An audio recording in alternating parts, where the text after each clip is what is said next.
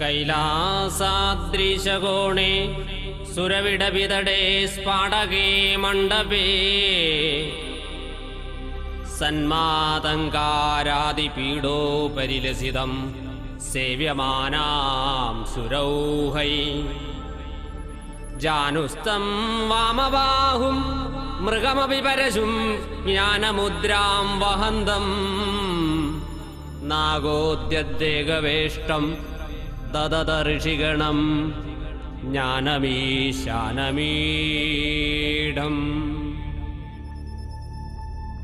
ശിവം ശിവകരം ശാന്തം ശിവാത്മാനം ശിവോത്തമം ശിവമാർഗ പ്രണേതാരം പ്രണതോസ്മി സദാ ശിവം.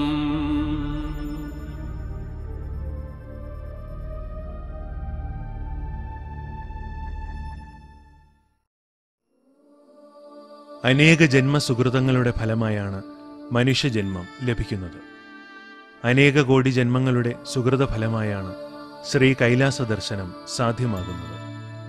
പ്രപഞ്ച ചൈതന്യത്തിൻ്റെ കേന്ദ്രം, മനുഷ്യജന്മത്തിൻ്റെ സകല പാപങ്ങളുടെയും സംഹാരകർത്താവും ജീവജാലങ്ങളുടെ നാഥനുമായ ശ്രീ പരമേശ്വരൻ്റെയും ദേവി ശ്രീ പാർവതിയുടെയും വാസസ്ഥാനം എന്ന നിലയിലാണ് ശ്രീ കൈലാസമെന്ന പുണ്യഭൂമിയുടെ ദർശന പ്രസക്തി.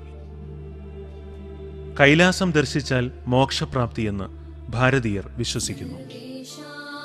കാളിദാസ ഭാവനകളുടെ വിഹാരഭൂമി ഹിമാലയമാണ്. ഹിമാലയത്തിലെ കൈലാസപർവ്വതം ഭൂമിയുടെ അച്ചുതണ്ടാണെന്ന് ഭാഗവതം പുകഴ്ത്തുന്നു. ഭാരതീയരുടെ ജീവിത സാഫല്യമാകുന്ന കൈലാസ ദർശനാർത്ഥികളായ ഒരുപറ്റം ഭക്തന്മാർ മുൻനിശ്ചയപ്രകാരം കൈലാസ് ദർശൻ ട്രാവൽസിന്റെ നേതൃത്വത്തിൽ ന്യൂഡൽഹി ഇന്ദിരാഗാന്ധി ഇന്റർനാഷണൽ എയർപോർട്ടിൽ നിന്നും ശിവമന്ത്രങ്ങൾ ഉരുക്കഴിച്ച് യാത്രയാരംഭിച്ചു. യാത്ര ആരംഭത്തിൽ തന്നെ കൈലാസയാത്ര വിവരണങ്ങൾക്കൊപ്പം ന്യൂഡൽഹി നഗരത്തിന്റെ പഴയ ഐതിഹ്യ കഥകളെപ്പറ്റി സംഘാംഗങ്ങൾക്ക് വിവരിച്ചു നൽകിയിരുന്നു. ഇന്ദ്രപ്രസ്ഥമെന്ന പാണ്ഡവരുടെ രാജധാനിയിൽ നിന്നും അല്പമകന്ന് പാലം വിമാനത്താവളത്തിനടുത്താണ് പാണ്ഡവരുടെ ഗുരുവായ ദ്രോണരുടെ ഗ്രാമം. ഗുരുഗ്രാമം എന്ന അർത്ഥത്തിൽ ഗുരുഗാവ് എന്ന ഹിന്ദി വാക്കിനെ ഇന്ന് ഗുഡ്ഗാവ് എന്ന് വിളിക്കുന്നു. 5 വർഷം കൈലാസ ദർശനം ചെയ്ത യാത്രാത്തലവൻ ശ്രീ വേണുഗോപാൽ ഓരോ ദിക്കിലും ചെയ്യേണ്ടതും കാണേണ്ടതുമായ എല്ലാ കാര്യങ്ങളും വളരെ ശ്രദ്ധയോടെ പറഞ്ഞു തരുന്നുണ്ട്.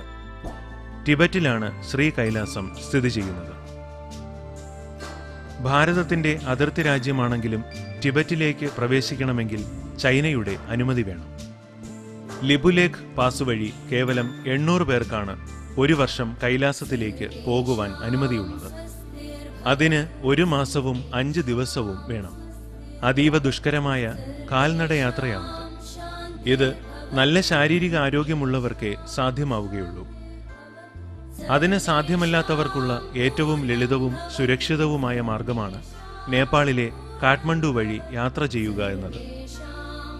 നേപ്പാളിന്റെ തലസ്ഥാനമായ കാഠ്മണ്ഡുവിലെ കാഴ്ചകളൊക്കെ കണ്ട് അവിടെ നിന്നും 13 ദിവസം യാത്ര ചെയ്തു കൈലാസ മാനസ സരോവരത്തിനെ വലം വച്ച് തിരികെ എത്താം.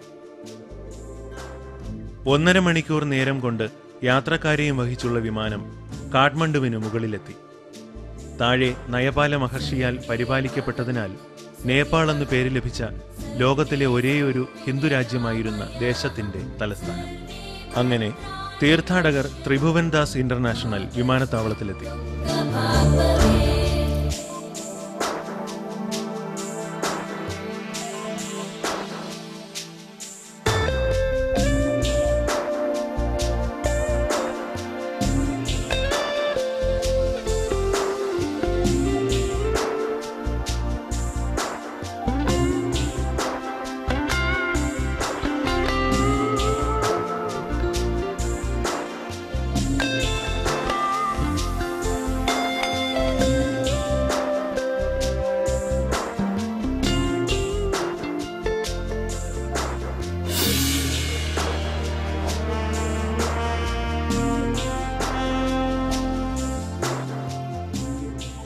വിമാനത്താവളത്തിൽ നിന്ന് ഞങ്ങൾ താമസിക്കുന്ന പഞ്ചനക്ഷത്ര ഹോട്ടലിലേക്ക്.